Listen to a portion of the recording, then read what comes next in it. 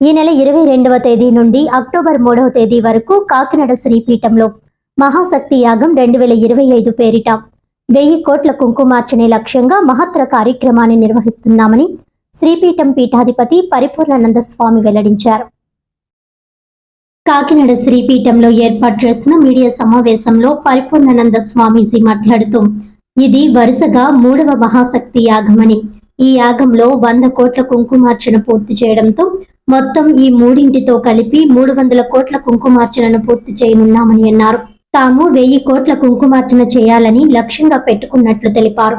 11 రోజుల పాటు నిర్వహించే ఈ మహత్తర కార్యక్రమంలో సుమారుగా 4 లక్షల మంది వరకు భక్తులు వస్తారని, వారి కోసం 1000 మంది సిబ్బంది రాత్రి పగలు కష్టపడి పనిచేసి భక్తులకు అవసరమైన సదుపాయాలు కల్పించడంలో నిమగ్నమై ఉంటారని అన్నారు.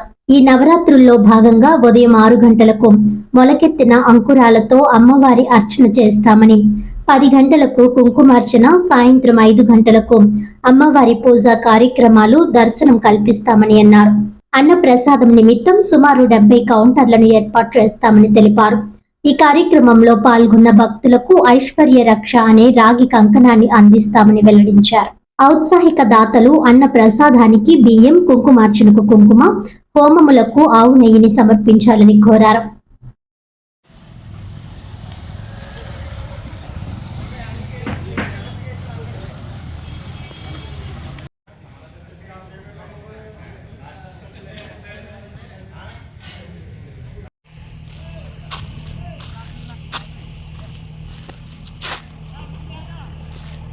శ్రీపీఠంలో జరిగే 3వ మహాశక్తి యాగానికి స్వాగతం. 22 సెప్టెంబర్ నుండి అక్టోబర్ 3వ తేదీ వరకు శ్రీపీఠంలో మహాశక్తి యాగాన్ని నిర్వహించబోతున్నాం. ఈ మహాశక్తి యాగంలో ప్రధానమైనటువంటి కార్యక్రమం 100 కోట్ల కుంకుమార్చన కార్యక్రమం, 100 కోటి కుంకుమార్చన. ఇది 1000 కోట్ల కుంకుమార్చన చేయాలనే మహాసంకల్పంలో భాగంగా ఇది 3వసారి మహాశక్తి యాగము. 300 కోట్ల కుంకుమార్చన పూర్తి చేసుకోబోతుంది. కాబట్టి అంచనాలకు మించి 3వసారే కాకినాడ వేదికగా శ్రీపీఠం ప్రాంగణంలో ఒక అద్భుతమైనటువంటి ఈ కార్యక్రమాన్ని మన ప్రమేయం ఉంది అనుకోవడం కంటే, ఆ భ్రమపడడం కంటే, దైవం యొక్క కేవలం దైవానుగ్రహంతో, అమ్మవారి యొక్క విశేషమైన కృపతో మాత్రమే ఇంత కార్యక్రమం జరుగుతుందని స్పష్టంగా చెప్పుకోవచ్చు. అలాంటి కార్యక్రమంలో పక్క ప్రాంతాలే కాదు, జిల్లాలే కాదు, పక్క రాష్ట్రాల నుంచి కూడా విచ్చేసి ఈ కార్యక్రమంలో పాల్గొనేదానికి చాలా పెద్ద ఎత్తున భక్తులు తరలివస్తున్నారు. వాళ్ళందరికీ కూడా ప్రతినిత్యము ఒక 40,000 నుంచి 50,000 మంది వరకు కూడా మహాప్రసాదాన్ని వాళ్ళకి అందించాలని ఒక గొప్ప సంకల్పం. అంటే ఈ 11 రోజుల్లో ఒక 4 లక్షల నుంచి 5-5.5 లక్షల వరకు దాటుతారనేది.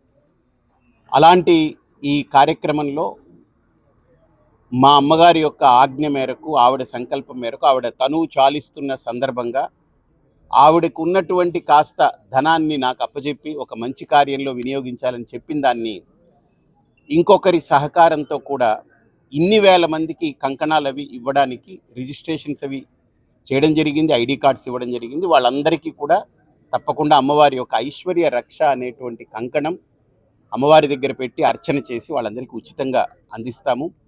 అలాగే ప్రతినిత్యము 8 శక్తుల యొక్క ఆవాహనతో అష్టశక్తి హోమము జరుగుతూ ఉంటుంది.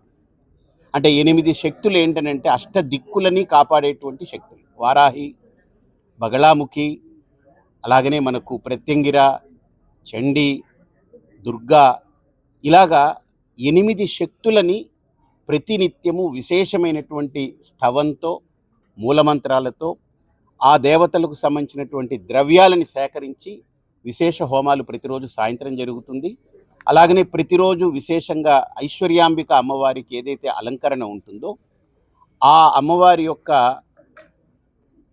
అలంకరణకు అనుబంధంగా ఇక్కడ వేదిక మీద 1,00,000 అంకురాలతోటి అర్చన, 1,00,000 పసుపు కొమ్ములతో అర్చన, అలాగనే 1,00,000 పుష్పాలతో అర్చన, 1,00,000 నారికేళాలు కొబ్బరికాయలతో అర్చన, 1,00,000 నిమ్మకాయలతో అర్చన, ఇలా తులసి అర్చన, ఇలాంటి అర్చనలన్నీ కూడా ప్రతిరోజు 1,00,000 అర్చన అమ్మవారికి జరుగుతూ ఉంది. ఒక విరాట్ స్వరూపం అమ్మవారు కనుక ఇన్ని రూపాలు ధరిస్తే ఎలా ఉంటుందో మనం ఇక్కడ చూడొచ్చు. అందులో ప్రధానంగా కాకినాడలో నాకున్న అనుభవం ఏంటంటే, ఇక్కడ వాళ్ళకి డిసిప్లిన్ నేర్పాల్సిన పని లేదు. ప్రతి భక్తురాలు, ప్రతి భక్తుడు కూడా ఆ దీక్షా వస్త్రాన్ని ధరించడం, అమ్మవారిని స్మరిస్తూ వాళ్ళు వచ్చే విధానం చూస్తే మనకెవ్వరూ వాళ్ళు ఏం చెప్పక్కర్లేకుండా వాళ్ళే సెల్ఫ్ ఆర్గనైజ్డ్గా వచ్చి కూర్చుంటున్నారు. కాబట్టి మీడియా ద్వారా, మీ అందరి ద్వారా భక్తులందరికీ ఈ అంశాన్ని చేరవేసి ఇంతటి బృహత్తరమైన కార్యక్రమాన్ని పూర్తి స్థాయిలో అందరం కలిపి దీనికి మన సంకల్పంతో ఇది పూర్తిగా దిగ్విజయంగా పూర్తి కావాలని, అమ్మవారి ఆశీస్సులు మనందరి పట్ల ఉండాలని కోరుకుంటూ సెలవు తీసుకుంటాం. వార్తలను ముఖ్యాంశాలు మరోసారి.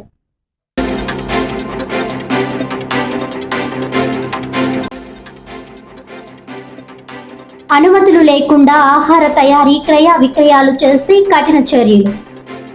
ఫుడ్ సేఫ్టీ స్టాండ్ యాక్ట్ ప్రకారం తయారీ తేదీ, గడువు తేదీ ప్యాకెట్లపై ఖచ్చితంగా ముద్రించాలన్న డిస్ట్రిక్ట్ ఫుడ్ సేఫ్టీ కంట్రోలర్ నందాజీ.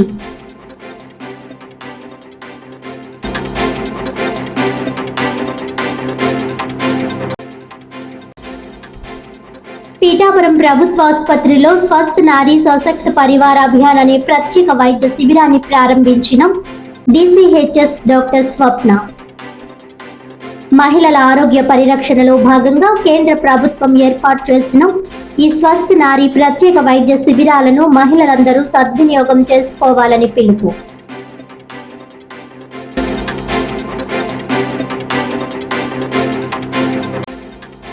ఈ నెల 22వ తేదీ నుండి అక్టోబర్ 3వ తేదీ వరకు కాకినాడ శ్రీపీఠంలో మహాశక్తి యాగం 2025 1000 కోట్ల కుంకుమార్చనే లక్ష్యంగా మహత్తర కార్యక్రమాన్ని నిర్వహిస్తున్నామని వెల్లడించిన శ్రీపీఠం పీఠాధిపతి స్వామి పరిపూర్ణానంద సరస్వతి.